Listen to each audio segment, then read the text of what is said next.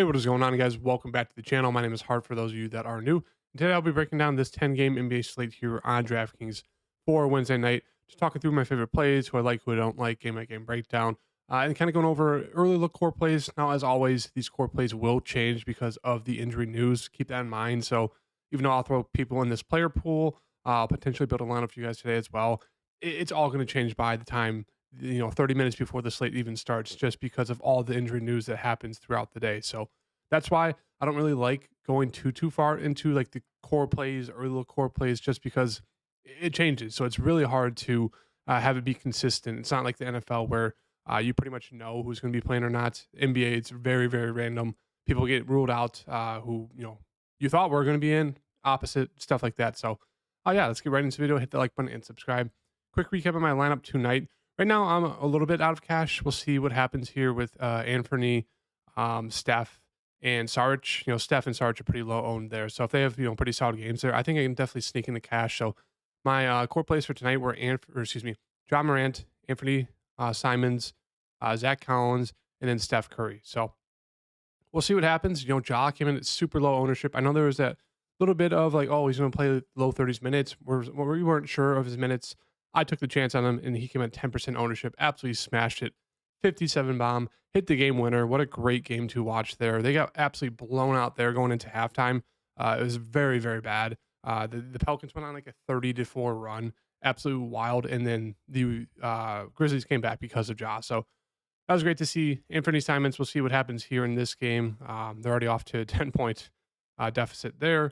And then I did not feel great about the value on the board today for this slate tonight. Especially going with like three guys in the 9Ks. It's really hard to find value. Anything below even like 5.5K that you really liked or really felt good with. So more of the mid-range build was probably the more optimal, I guess you'd go with. I went the riskier route. I went with Seti, who I think he had 10 fancy points or 12 fancy points at halftime and then did absolutely nothing there in the second half. Went to Pat Connaughton as well. Did not feel great about that. It was technically a blowout, and still none of the value from that game hits, but all the studs did. So that was very frustrating because a lot of those guys came in at super high ownership as well. Zach Collins is great there, obviously super high owned. Steph, very low owned here in this Boston game. Sarge, same thing. And then Trey Murphy is one of those things I kind of wanted to wait to see what happened with that Andrew Wiggins news.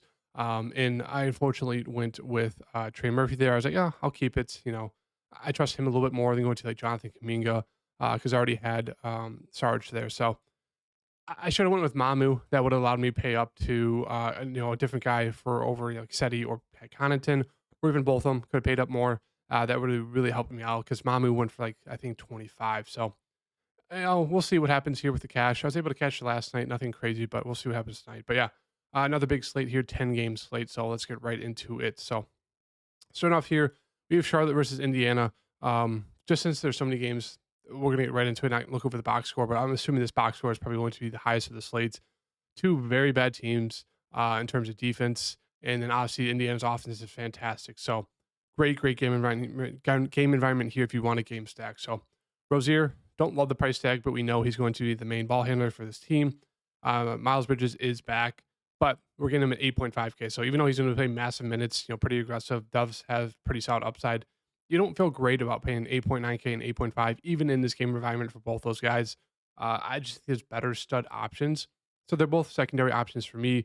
Gordon Hayward is also questionable. If he's good to go, which it looks like he should be, it kind of takes down the ceiling for Rozier and Bridges a little bit, just because Gordon Hayward is a point forward. Can definitely eat into the usage there. Brandon Miller's kind of priced up, playing alongside those guys. Don't love that. PJ Washington, I think he'd probably be my favorite play. Now, he did played 39 minutes. I don't expect those kind of minutes again because he should move back to the bench here, potentially, if there is Mark Williams. But obviously, Nick Richards is there, so he's a fine play. Should see anywhere from mid-20s to possibly 30 minutes. 6.1K, not a great price for him, but he's there. But yeah, as I said, I think PJ Washington is probably my favorite play. You should see mid to high 20s, possibly even low 30s minutes. 6.3K, I think he's the fairest in terms of price tag here for the Hornets.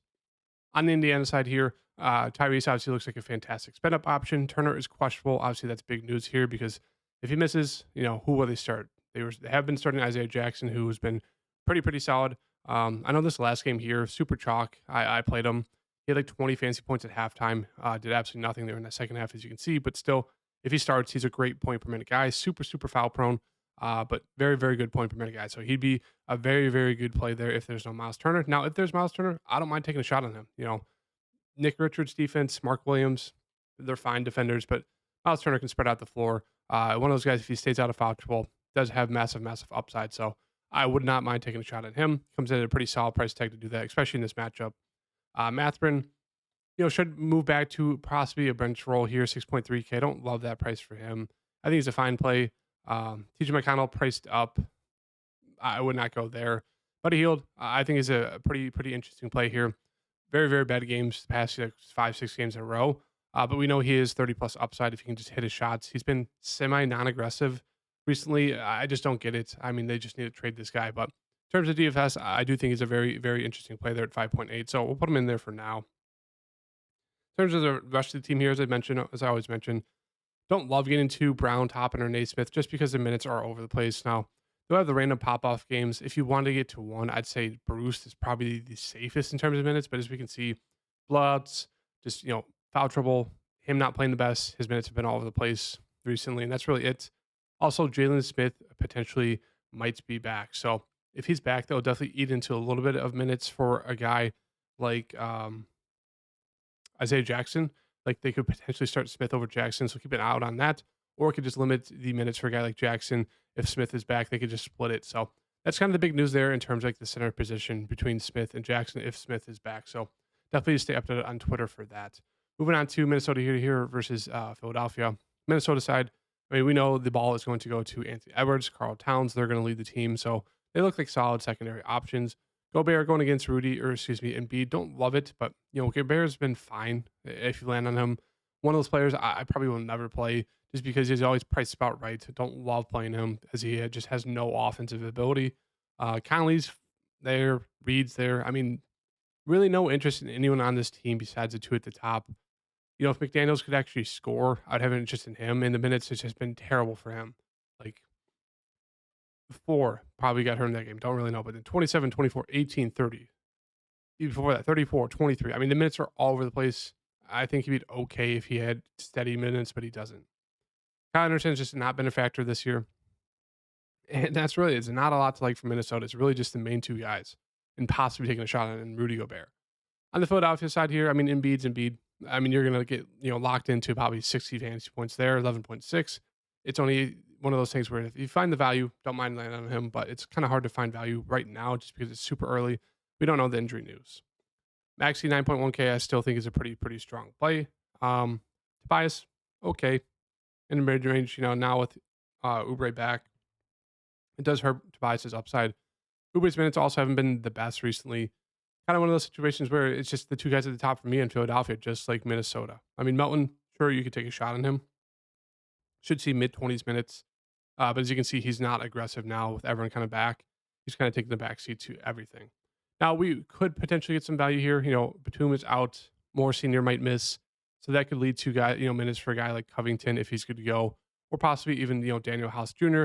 Both guys are not going to be super aggressive. But if they play 15 to 20 minutes, maybe they can get into, that 15, 20 fantasy point range would definitely help out in terms of value. So definitely keep an eye out on that. Miami versus Orlando. Miami side here, Jimmy Butler did not play in Wednesdays, or will not play Wednesday, tomorrow night. So, Tyler Hero, Bam going to run the offense. Caleb Martin will still be involved, Jaime off the bench. But as you can see, not great price tags for any of these guys. Almost 9K for Hero. Like he did come off, play 33 minutes his first game back. He was going off before that. So I think it's a fine play, but one of those things I do think I'd rather get to Tyrese Maxey over Hero just because Hero could be a little bit rusty. Bam 9.5. So we're not getting great price tags for any of these guys here on the Heat, even with Jimmy out. So I think they're all just secondary options. If I think, two that stood out would probably, be the guys at the top, Tyler Hero and Bam. So I really don't think we need to get cute with the Heat here. If Love does miss, maybe it opens up some value, but still, everyone's very, very pricey here for the Heat. Moving on to Orlando here. Orlando side, Paolo coming off a fantastic game there against Boston. 36 real life points, 55 bomb, 8K. I think it's fine. Him, Franz, Cole. It's just one of those things. You don't feel great landing on any of these guys. They feel priced about right. Cole's minutes have been not great recently. Um, Even with Fultz still out, Suggs is probably the most intriguing to me at 5.7, but Wendell is back as well. Played Hasn't played yet, so it looks like he should be good to go. If there's no minutes limit, 5.4K for Wendell, I wouldn't mind taking a shot on him. Now he hasn't been the best this year, but one of those guys that definitely has double double upside if he can hit his shots. I definitely would have some interest in him at 5.4K if there is no minutes limits. But we'll have to wait and see with that. But with that back, Goga out of contention for me. Mo Wagner, pretty much the same thing. Kind of muddies the front court there for Orlando. So yeah, not a ton of interest in Orlando for me right now. Moving on to Utah versus Cleveland here. Utah side, absolutely love the price tag here of Lauri Markkanen. They kind of been limiting him recently in terms of the minutes. As you can see, 25, 28, and then 29 after missing like 2 or 3 weeks there because of injury. So they're kind of slowly ramping him back up. Before that, as you can see, he was pretty much playing the whole game and shooting the ball a ton. Minutes have been down, shot attempts have been down, but still 8.3K for him. I do expect him to slowly get back to those normal minutes. So there is still risk there. Still kind of a minutes limit, but still absolutely love the price tag there for Lauri to lead this team offensively. Um, Clarkson is still out, so Sexton I still think is a pretty strong option. As you can see, he's been super, super solid and consistent since moving into the starting lineup, averaging about 36 fantasy points per game. So I think he's a fine option here.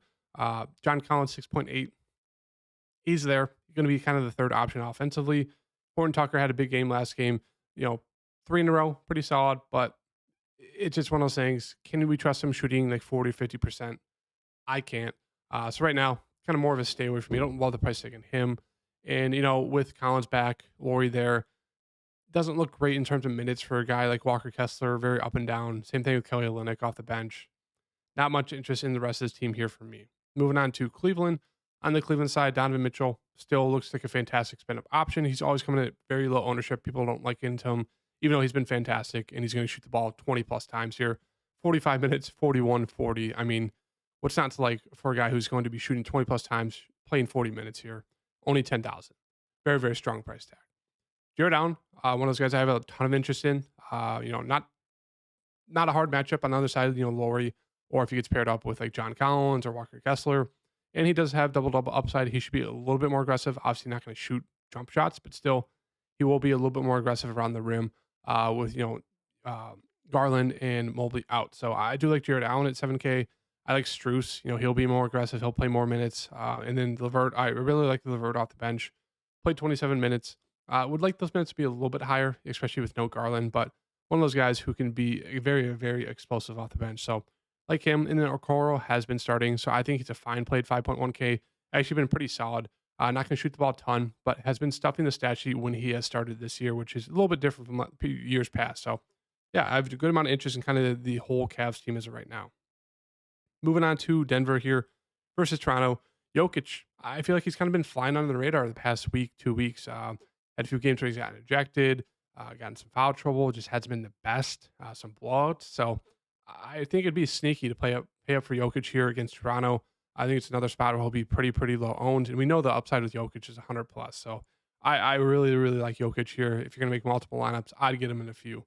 Jamal Murray, same thing. Very, very good price tag here. Minutes have been down recently. There has been some blowouts, some foul trouble, as you can see, but, also some injuries, but still close game.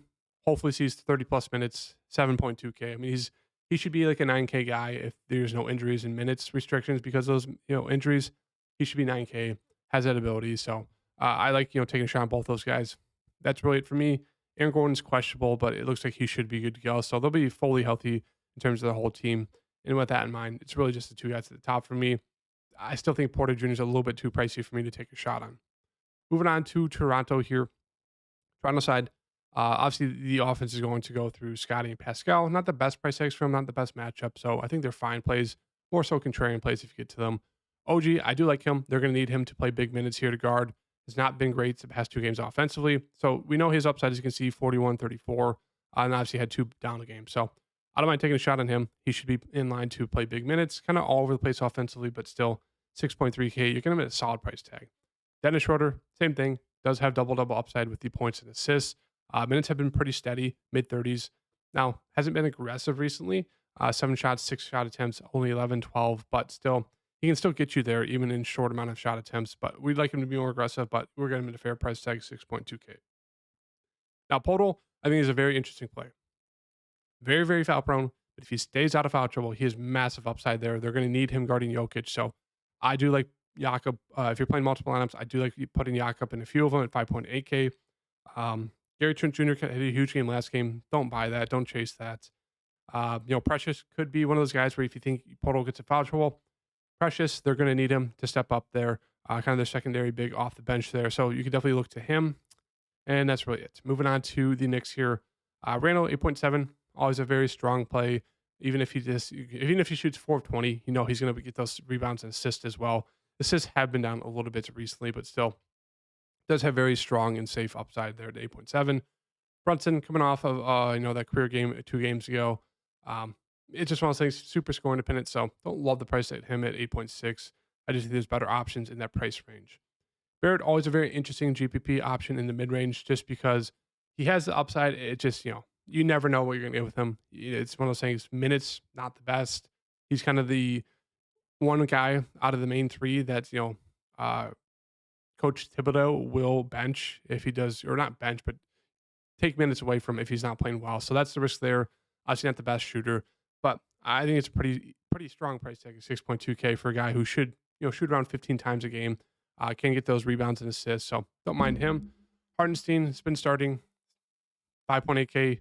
Minutes have gone up recently, 31, 30, and 39.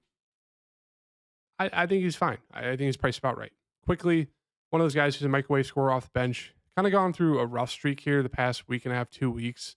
Hasn't been the best, but we know could easily go for 50 fancy points in like 25 minutes. He's one of those guys, so I always like taking a shot at him in GPPs if you need a guy who's in that price range or a microwave scorer, or if you just want to get contrarian and risky, he's your go-to guy. Hart there, DiVincenzo there. No real strong take in either one of them. That's really it. Moving on to Brooklyn here on the Brooklyn side. Dinwiddie coming in at 7.7K. I think that's a little bit intriguing. As you can see, another one of those point guards who has double-double upside. Hasn't been the best in terms of scoring. As you can see, hasn't really hit 20 points in the past 6-7 games. Kind of mid-teens shot attempts, but still playing good minutes. Has a double-double upside. So I think he's a fine play. Same with Mikal Bridges here. Minutes, fantastic. Shot attempts, really good. It just, can he hit shots? He hasn't been past few games. That's why he's been pretty bad. And the price has really dropped. But we know if he hits his shots, he can easily go for 40 plus. So I think it's pretty interesting price tags for both those guys. Same thing with Cam Thomas. Now, he's the riskiest of the bunch just because he's super score independent. But he's been going off the past 2 games, as you can see. 41, 32, 24 shot attempts, 23. So I'm going to ride it. He's one of those guys, he'll go out there and shoot 7 to 20. He does not care. So even though he's very score independent, you're getting him at a pretty strong price tag, 7.4K for a guy who's going to shoot 20 plus times and has the ability to go for 50 bomb real life points. So he's got a lot of interest. These 3 guys have a lot of interest for me. Claxton at 6.2K. I actually have a good amount of interest in him. It's just one of those things. Minutes have not been the best just due to foul trouble, or sometimes they do close with a smaller starting 5, which is very annoying because Claxton's a very good player in terms of DFS wise, and he's pretty solid in real life as well. So I do like him. They're kind of like Brooklyn and Cleveland, kind of the same teams for me. Like, you don't love landing on them, but they're all coming at very good price tags, and they're all playing a good amount of minutes. So a ton of interest for me in their starting 5 for both those teams. Moving on to the last few games here, the Lakers versus Chicago. For the Lakers, I mean, it really comes down to who's going to play. If Anthony Davis and LeBron are going to play, you're going to probably want to get to one of them if you're spending up for someone, just because they've both been fantastic this season so far. Anthony Davis has been really good, and LeBron's actually really stepped it up recently as well. So I think they always both look like, pretty low-owned, solid contrarian plays. People don't like landing on them for some reason when there's like big slates like this tonight, or excuse me, tomorrow night. Reeves, Russell, fine price tags. That's really it. It's like everyone's kind of priced up. I don't like getting into anyone there for the Lakers besides main 2. Full side here. Levine's still out.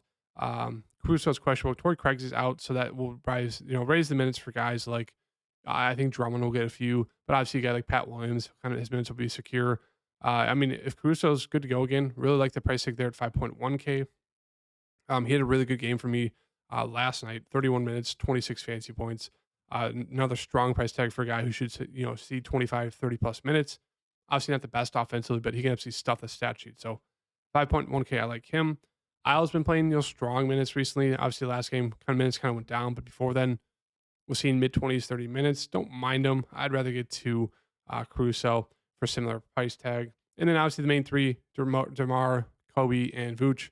Kobe's actually been the safest recently, and he's had massive upside. So he looks very strong once again. 8K, been absolutely on fire recently. Vooch has just been super rock solid and steady. The same thing, kind of as Kobe, just flying a little bit under the radar. Kobe's going to be getting all the love, but they've both been really, really good. And DeMar is definitely the riskiest of the bunch, but he's definitely stepped it up recently as well. As you can see, 40, 49, 62, 33, 34, 47, but obviously a little bit riskier than the other three. But I think all three come in at really, really strong price tags here. It's a tough matchup against the Lakers. Moving on to Atlanta here versus Houston. Atlanta side, Trae Young, 10.5. He's there for me. Murray, 8.5. Capella, minutes have really gone up recently, and his upside has as well, as you can see. Don't mind him at 7.1. That's really it. Bogdan is questionable. If he's out, it just goes, more minutes to a guy like Sadiq Bey, Hunter, Okongwu's all the way up to 6K. Don't like that. Don't understand that. Makes no sense.